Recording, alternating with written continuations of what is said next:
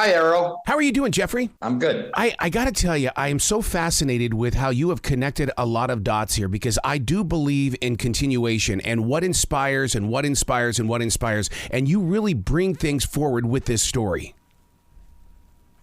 Well, thanks. I mean, I was inspired to write Homegrown in October of 2020, when the plot to kidnap Governor Whitmer was stymied. Yes. And I saw that the people behind it, the Michigan militia, were closely tied to Terry Nichols, who was the co-defendant in the Oklahoma City bombing case, also from Michigan. And I said, I know these people. And then January 6th happened. And that's what really brought me to the idea of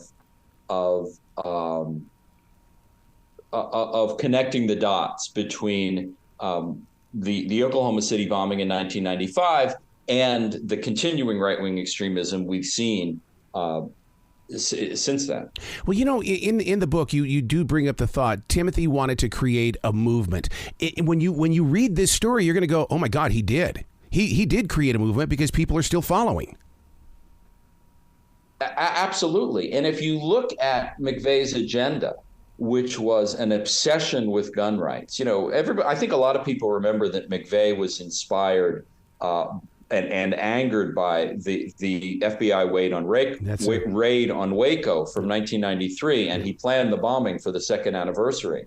But he was just as angry and upset by Bill Clinton signing the assault weapons ban on September 13th, 1994. He was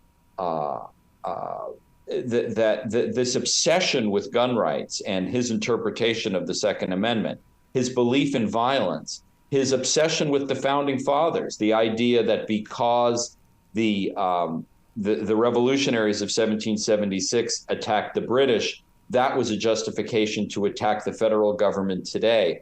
All of those ideas were carried forward almost word for word in what went on in January 6th and many of the right-wing attacks in the intervening period. Timothy wanted to locate an army that would rise up. The insurrection of January 6th, that looked like that something was rising up, but I didn't see an army there. But what would have happened if?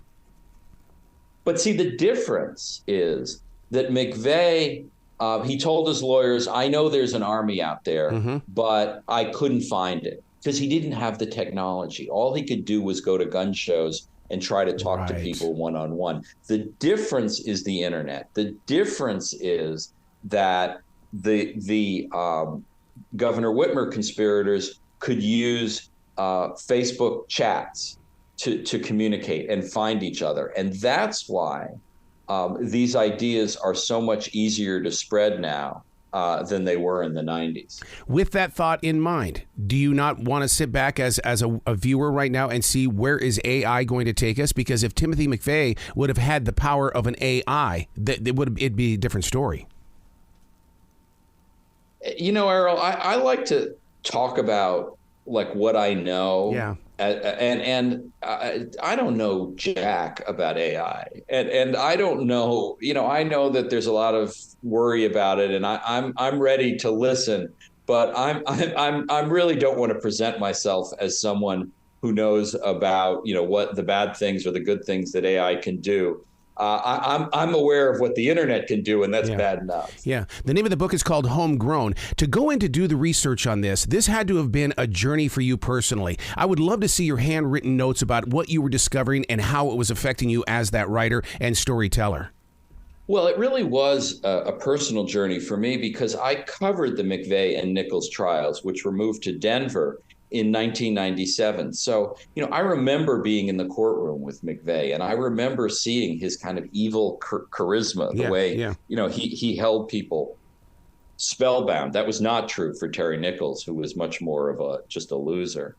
And so, this story has been in my head for a long time. But the thing that was so incredible about doing this research is that Stephen Jones, McVeigh's lawyer, donated all of his papers, 635 boxes, to the Briscoe Center at the University of Texas. So I was able to go behind the scenes with the defense and see what they were hearing from McVeigh and learning their strategy moment to moment, which was a privilege I've never had in other books that I've written, and that was really was really a thrill. Was it right place at the right time, or was it, hey, we can't forget this moment in history because we don't need to repeat this moment? Well, like everything, I suspect it was a combination of things. Yeah. I like to think I'm a good reporter and a good writer. So I think I brought something to the story. But it is also true that we are living in a moment where right-wing violence is a major, major threat. And that is certainly what brought me back to the story as well. When you put Homegrown together, I mean, that is a gigantic energy. It creates energy. And then when it's over and you relinquish it to us, what are you doing with The Void now? What is that next step for you?